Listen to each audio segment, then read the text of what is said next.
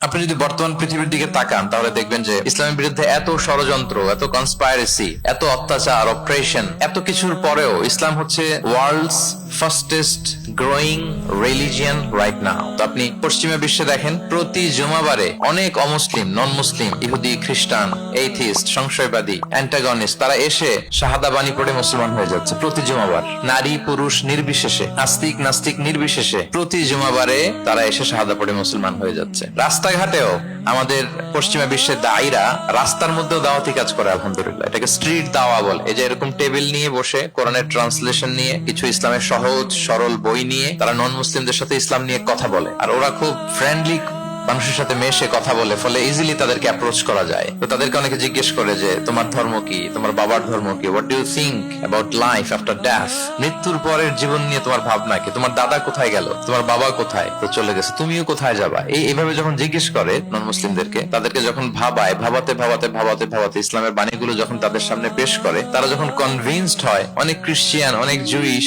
অনেক নন মুসলিম ওই রাস্তার ওই দাওয়া কাজের মধ্যে, স্ট্রিট দাওয়াতে ওইখানেই ঘোষণা দেয় আশহাদু আল্লা ইলাহা ইল্লাল্লাহ ওয়া আশহাদু আন্না মুহাম্মাদান আবদুহু ওয়া রাসূলুহু।